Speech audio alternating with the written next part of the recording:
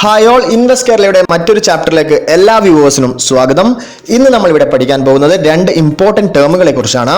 ഈ ടേമുകൾ നിങ്ങൾ ഒരു കമ്പനിയുടെ ഫൈനാൻഷ്യൽ ഷീറ്റ് അല്ലെങ്കിൽ ബാലൻസ് ഷീറ്റ് അനലൈസ് ചെയ്യുമ്പോൾ വളരെയധികം യൂസ്ഫുൾ ആയ ഇമ്പോർട്ടന്റ് ആയിട്ടുള്ള രണ്ട് ടേമുകളാണ്. ഒന്ന് അസറ്റും മറ്റൊന്ന് ലയബിലിറ്റിയുമാണ്.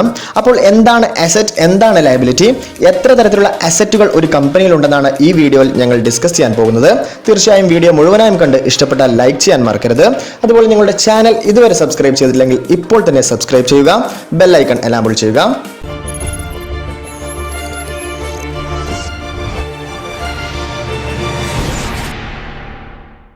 ആദ്യം തന്നെ എന്താണ് അസറ്റ് എന്ന് നമുക്ക് നോക്കാം. ഒരു കമ്പനിയുടെ അസറ്റ് എന്ന് പറയുന്നത് ഒരു റിസോഴ്സസ് ആയിരിക്കും. ആ റിസോഴ്സിനെ ആ കമ്പനിക്ക് ഫ്യൂച്ചറിൽ ക്യാഷ് ഫ്ലോ ആക്കി മാറ്റാൻ സാധിക്കുന്നുവെങ്കിൽ അതാണ് ആ കമ്പനിയുടെ അസറ്റ് എന്ന് പറയുന്നത്. ഇനി ഓരോ ഇൻഡസ്ട്രി ബേസ്ഡ് അസറ്റിനെ കുറിച്ച് നമുക്ക് ചെക്ക് ചെയ്യാം. ആദ്യം ഒരു ഓട്ടോമൊബൈൽ കമ്പനിയാണ് നിങ്ങൾ എടുക്കുന്നതെങ്കിൽ ആ ഓട്ടോമൊബൈൽ ഇൻഡസ്ട്രിയിലെ എക്യുപ്മെന്റ്സ് ആ കമ്പനിയുടെ അസറ്റ് ആണ്. അതുപോലെ ബിൽഡിംഗ്സ് ഒരു അസറ്റ് ആണ്. ആ ഫാക്ടറി നിൽക്കുന്ന ലാൻഡ് ആ കമ്പനിയെ സംബന്ധിച്ചിടത്തോളം ഒരു അസറ്റ് തന്നെയാണ്. ഇനി നിങ്ങൾ ബാലൻസ് ഷീറ്റ് ചെക്ക് ചെയ്യുമ്പോൾ അസറ്റിനെ വീണ്ടും ക്ലാസിഫൈ ചെയ്തിട്ട് കാണാം. അതായത് current asset, non current asset, tangible asset, intangible asset, operating asset, non operating asset. ഈ ഓരോ ടേമുകളും ഇൻവെസ്റ്റേഴ്സ് കൃത്യമായി മനസ്സിലാക്കിയിരിക്കേണ്ടതാണ്. കറന്റ് അസറ്റ് എന്ന് പറയുന്നത് കുറച്ചു കാലത്തേക്ക് മാത്രം, അതായത് കണക്ക് പ്രകാരം ഒരു വർഷം വരെ ഹോൾഡ് ചെയ്യുന്ന അസറ്റിനെയാണ് കറന്റ് അസറ്റ് എന്ന് പറയുന്നത്.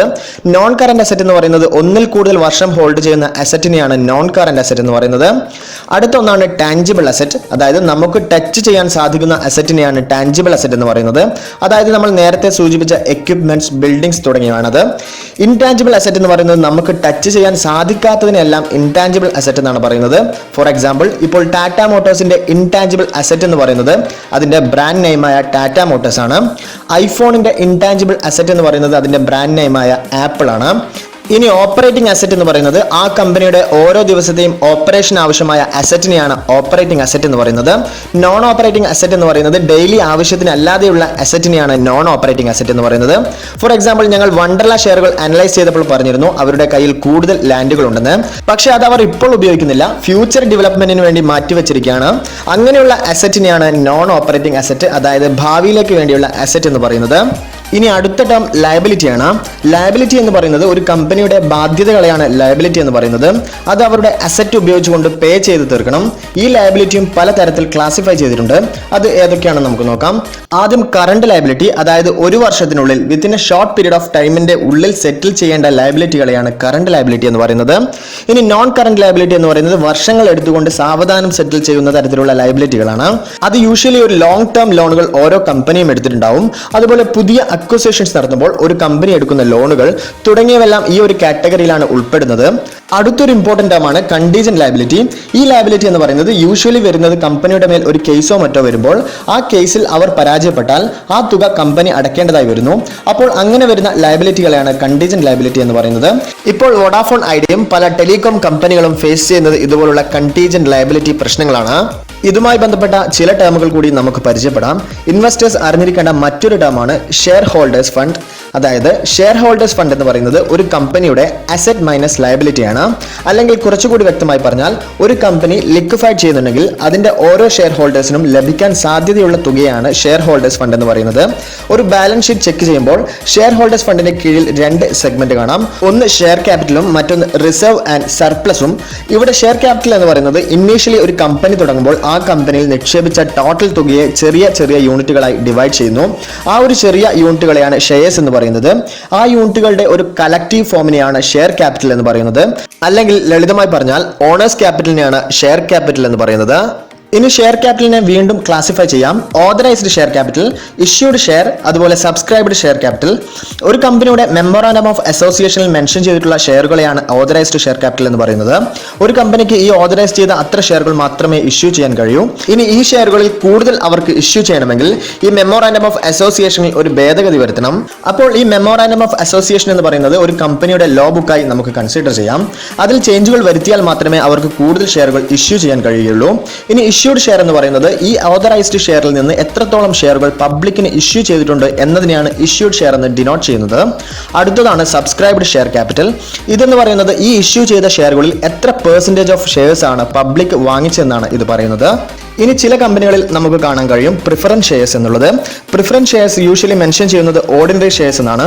പ്രിഫറൻസ് ഷെയറുകൾ എന്ന് പറയുന്നത് ഈ ഷെയറുകൾക്ക് പ്രിഫറൻസ് കിട്ടും, പക്ഷേ വോട്ടിംഗ് അവകാശം ഉണ്ടാവില്ല. ഞങ്ങൾ ഗൂഗിൾ എന്ന കമ്പനിയെ കുറിച്ച് അനലൈസ് ചെയ്യുമ്പോൾ ഈ കാര്യം മെൻഷൻ ചെയ്തിരുന്നു. ഇനി അടുത്ത ടേമാണ് റിസർവ്സ് ആൻഡ് സർപ്ലസ്. റിസർവ്സ് എന്ന് പറയുന്നത് ഈ കമ്പനി ഏൺ ചെയ്ത തുകയിൽ നിന്ന് ഒരു നിശ്ചിത തുക മറ്റുള്ള കാര്യങ്ങൾക്ക് വേണ്ടി കമ്പനി മാറ്റിവെക്കുന്നതിനാണ് റിസർവ്സ് എന്ന് പറയുന്നത്. സർപ്ലസ് എന്നുകൊണ്ട് ഉദ്ദേശിക്കുന്നത് ഈ കമ്പനിയുടെ പ്രോഫിറ്റ് മാറ്റിവെക്കുന്നതിനാണ് സർപ്ലസ് എന്ന് പറയുന്നത്.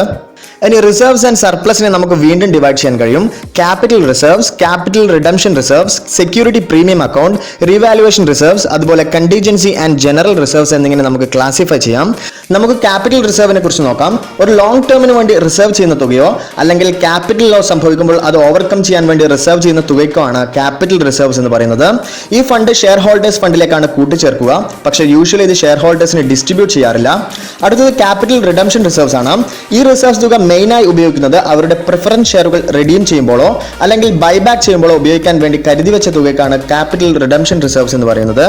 സെക്യൂരിറ്റി പ്രീമിയം അക്കൗണ്ട് എന്ന് പറയുന്നത് ഒരു ഓർഗനൈസേഷൻ അല്ലെങ്കിൽ ഒരു കമ്പനി അവരുടെ ഷെയറുകൾ ഫേസ് വാല്യൂവിനും കൂടുതൽ രൂപയ്ക്ക് നൽകുമ്പോൾ കിട്ടുന്ന തുക സ്റ്റോർ ചെയ്യുന്ന അക്കൗണ്ടുകളെയാണ് സെക്യൂരിറ്റി പ്രീമിയം അക്കൗണ്ട് എന്ന് പറയുന്നത്. ഈ തുക പ്രധാനമായും ഉപയോഗിക്കുന്നത് ബോണസ് തുക നൽകാനും അതുപോലെ പ്രൈമറി എക്സ്പെൻസുകൾ തീർക്കാനുമാണ്. ഇനി റിവാലുവേഷൻ റിസർവ് എന്താണെന്ന് നോക്കാം. അതായത് ഒരു കമ്പനിയുടെ കയ്യിൽ ഒരു അസറ്റിന് വാല്യൂ നിശ്ചയിച്ചിട്ടുണ്ടാവും. ഈ വാല്യൂ ഇൻക്രീസ് ചെയ്യുമ്പോൾ വരുന്ന തുക അവർ ഇതിലേക്ക് ട്രാൻസ്ഫർ ചെയ്യുന്നു. അതുപോലെ ഒരു അസറ്റിന്റെ വാല്യൂ ഡിക്രീസ് ചെയ്യുമ്പോൾ അത് മെയിൻറ്റെയിൻ ചെയ്യാൻ വേണ്ടി ഈ അക്കൗണ്ടിൽ നിന്നും തുക അതിലേക്ക് ട്രാൻസ്ഫർ ചെയ്യുന്നു. ഇതിനുവേണ്ടി ഉപയോഗിക്കുന്ന ഫണ്ടാണ് റിവാലുവേഷൻ റിസർവ്. അതായത് കറണ്ട് മാർക്കറ്റ് വാല്യൂവും അതുപോലെ ബുക്ക് വാല്യൂവും തമ്മിലുള്ള ഡിഫറൻസ് കുറയ്ക്കാൻ വേണ്ടി ഉപയോഗിക്കുന്ന ഫണ്ടിനെയാണ് റിവാലുവേഷൻ റിസർവ് എന്ന് പറയുന്നത്. ഇനി അടുത്ത കാറ്റഗറിയാണ് കണ്ടിജൻസി റിസർവ്. ഇത് മെയിനായി ഉപയോഗിക്കുന്നത് ഫ്യൂച്ചറിൽ ഉണ്ടാവുന്ന ലോസസ് ഓവർകം ചെയ്യാൻ വേണ്ടിയാണ്. നിലവിലെ കൊറോണ പോലുള്ള സാഹചര്യങ്ങളിൽ നഷ്ടം സംഭവിക്കുമ്പോൾ കമ്പനിയുടെ പ്രവർത്തനം നടത്താൻ വേണ്ടി ഈ ഫണ്ടാണ് ഉപയോഗിക്കുന്നത്. അതുപോലെ ജനറൽ റിസർവ് എന്ന് പറയുന്നത് കമ്പനികൾ ഇതുവരെ ഉണ്ടാക്കിയ പ്രോഫിറ്റ് ഷെയർ ഹോൾഡേഴ്സിന് ഡിവിഡൻഡ് രൂപത്തിൽ ഡിസ്ട്രിബ്യൂട്ട് ചെയ്യാത്ത തുകയെ സ്റ്റോർ ചെയ്യുന്നതിനാണ് ജനറൽ റിസർവ് എന്ന് പറയുന്നത്. ഈ തുകയും കമ്പനിക്ക് ഒരു ബഫറായി ഉപയോഗിക്കാം. ഭാവിയിൽ ലോസ് വരുമ്പോൾ ഈ തുക ഉപയോഗിച്ച് മെയിൻറ്റെയിൻ ചെയ്യാവുന്നതാണ്. മറ്റൊന്ന് ഫോറിൻ കറൻസി ട്രാൻസാക്ഷൻ റിസർവ് ആണ്. ഇത് പ്രധാനമായും ഫോറിൻ ട്രാൻസാക്ഷൻ നടക്കുമ്പോൾ എക്സ്ചേഞ്ച് ഡിഫറൻസ് റിലേറ്റഡ് ആയിട്ടുള്ള ഇഷ്യൂ വരുമ്പോൾ ഉപയോഗിക്കുന്ന ഫണ്ടാണ്. അസറ്റ് അതുപോലെ ലയബിലിറ്റിയുമായി ബന്ധപ്പെട്ട ഷെയർ മാർക്കറ്റിലെ ചില ഇമ്പോർട്ടൻറ്റ് ടേമുകളെ കുറിച്ചാണ് നമ്മൾ ഇന്നിവിടെ പഠിച്ചത്. ഇതുപോലെ ഷെയർ മാർക്കറ്റുമായി റിലേറ്റഡ് ആയിട്ടുള്ള അറിവുകൾക്ക് ഞങ്ങളുടെ ചാനൽ ഇപ്പോൾ തന്നെ സബ്സ്ക്രൈബ് ചെയ്യുക. ഏറ്റവും പുതിയ നോട്ടിഫിക്കേഷന് വേണ്ടി ബെല്ലൈക്കൺ എനാബിൾ ചെയ്യുക. നിങ്ങളുടെ അഭിപ്രായങ്ങളും നിർദ്ദേശങ്ങളും ഞങ്ങളെ കമൻറ്റ് വഴി അറിയിക്കുക. മറ്റൊരു വീഡിയോയുമായി വീണ്ടും കാണാം.